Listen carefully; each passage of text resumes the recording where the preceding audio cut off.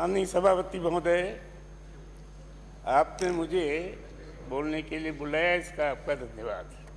वैसे तो मैं तीसरे वाचन पर बोलना चाहता था, लेकिन हमारे अध्यक्ष जी की इच्छा थी कि मैं अभी बोल लूँ। मैं एक स्पष्टीकरण पहले देना चाहता हूँ। यह दंड प्रक्रिया संहिता पर एक चर्चा हुई थी, संशोधन आया था। मैंने उसको इनोसेंट एक लेजिस्लेशन मानकर उसका समर्थन किया था। अखबारों में यह आया कि कैलाश मेघवाल ने पार्टी लाइन से विरुद्ध जाकर के अपना भाषण दिया। अब मैं ये कहना चाहता हूँ कि न तो दिल्ली की हमारी पार्टी में उसका विरोध की तय हुआ, न राजस्थान की पार्टी में विरोध का तय हुआ, न विधायक मंडल में तय हुआ। लेकिन ऐसी स्थिति में वो जो समाचार छपा,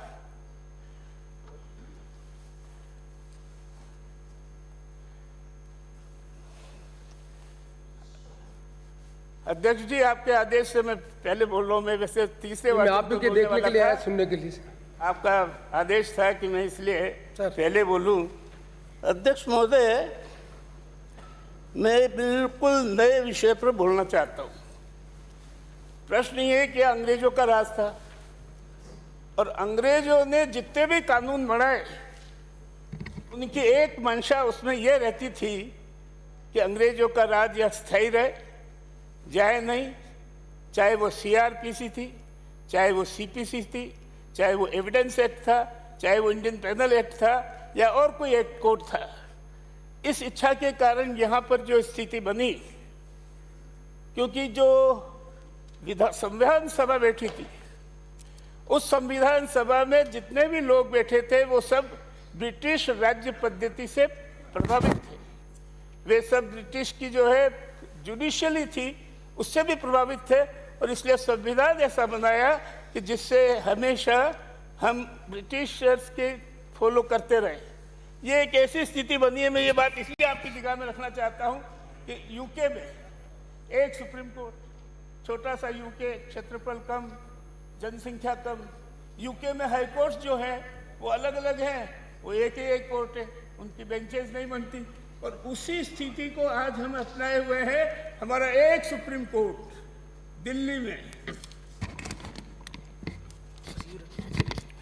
मैं इधर हो जाता हूँ, हमारा एक सुप्रीम कोर्ट दिल्ली में।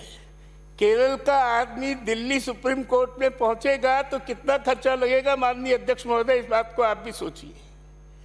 और इसलिए इस देश में सुप्रीम कोर्ट के खंडन होने चाहिए और जगह जगह 8-10 सुप्रीम कोर्ट बननी चाहिए, क्योंकि हमारा नारा है कि सुलभ, सस्ता और त्वरित न्याय दिया जाए। इसकी पूर्ति तभी हो सकती है कि हम जुडिशरी का विकेंद्रीकरण करें।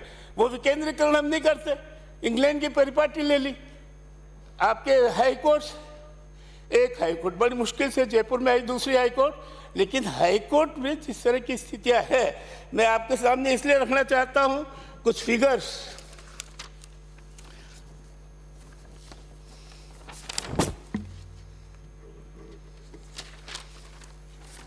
2020 के समाप्ति पर सुप्रीम कोर्ट में 58,659 मामले पेंडिंग थे।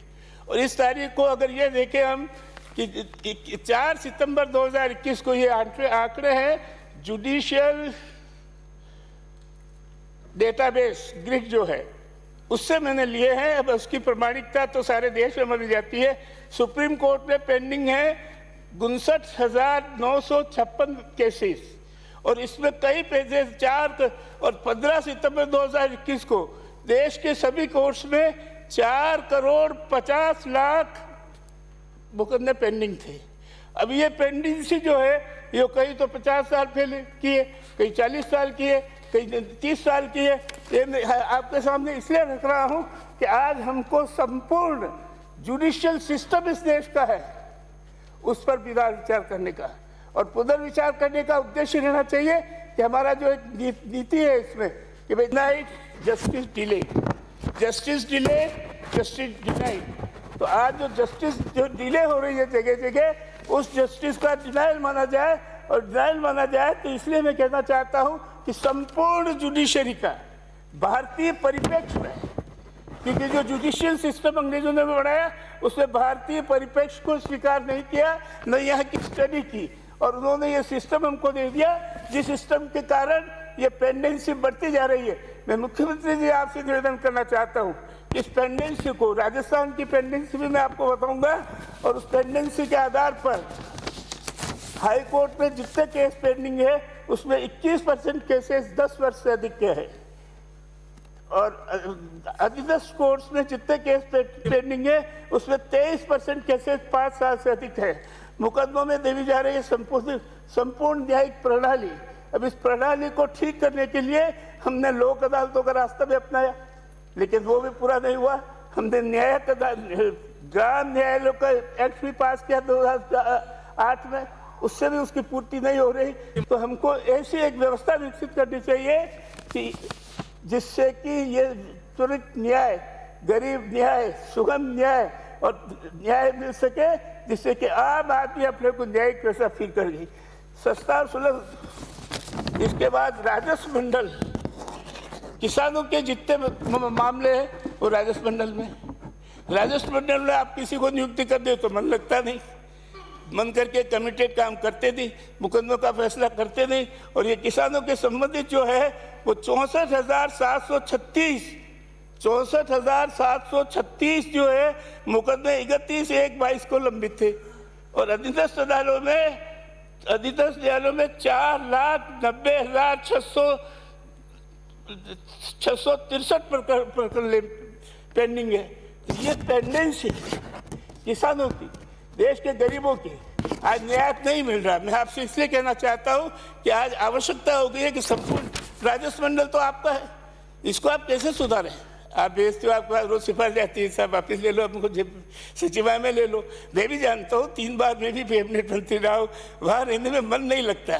तो आखिर ऐसी व्यवस्था के वहाँ मन लगे और किसानों को लाभ मिले। अब इसका नतीजा क्या हुआ, देश में समांतर न्यायिक प्रणाली विकसित होगी, वो है अंडरग्राउंड, उसमें है माफिया।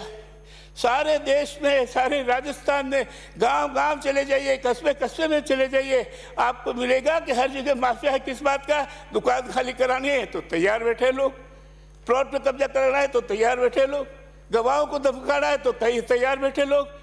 ये जो माफिया विकसित हुआ है, इसका कारण है कि हमारी जो जुडिशियल सिस्टम है वो सिस्टम फेलियर हो गया है, और उस फेलियर की वजह से जगह जगह हर तरह के माफिया है।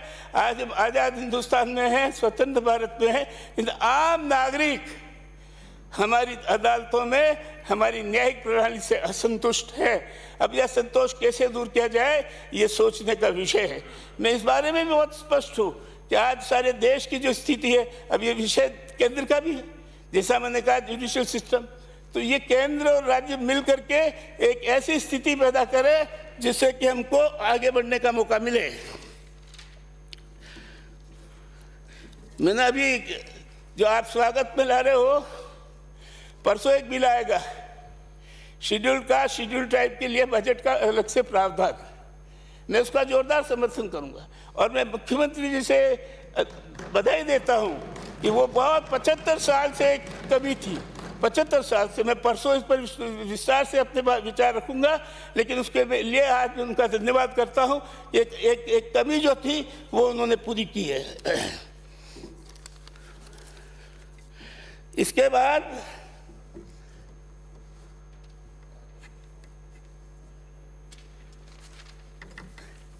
मुख्यमंत्री जी, आपके बजट की बहुत तारीफ हो रही है, और आप करवा रहे, कौन करवा रहे तो कौन जाने, प्रायोजित है या प्रायोजित नहीं है ये भी मैं नहीं कह सकता, लेकिन तारीफ बहुत हो रही है। और उसका एक ही आलोचना है कि लागू कैसे होगी। जो मैं देखता हूँ, हमारे अपने इधर के लोग भी, दूसरे लोग भी, सब जगह कई टिप्पणी आती है तो एक ही बात कहते हैं कि लागू कैसे होगी। अब लागू कैसे होगी मैं एक सूत्र में आपको देता हूँ, और वो सूत्र है विकेंद्रीकरण ऑफ द एडमिनिस्ट्रेशन। आप जो प्रशासन है इसका विकेंद्रीकरण कर दीजिए। हमने एक परमेश्वर कमेटी बनाई थी, उसमें नए जिले में खोलने की जो है रिकमेंडेशन लेनी थी, लेकिन उसको आपने दबा दी, अपनी कमेटी बना दी। किसी भी विषय को टालना हो तो आयोग और कमेटी बना दो, और टल गया। मैं आज आपसे निवेदन करना चाहता हूँ, आपका यह खुशनुमा इमेजरी बजट है, अगर इसको हकीकत में लाना है तो एडमिनिस्ट्रेशन का वो कर दीजिए, आप विकेंद्रीकरण कर दीजिए, जितने जिले चाहिए।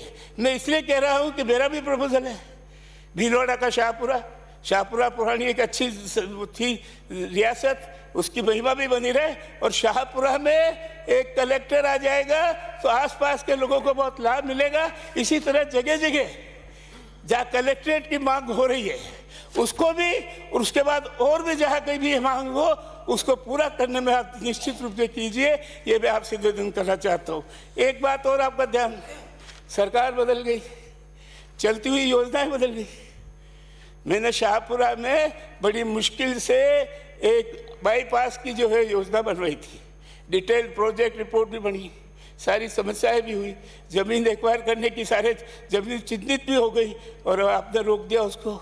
बहुत आवश्यक है शाहपुरा का जो है बाईपास, उसके कारण रोज हमारे शहर में अंदर एक्सीडेंट्स भी हो रहे, जाम भी लग रहे।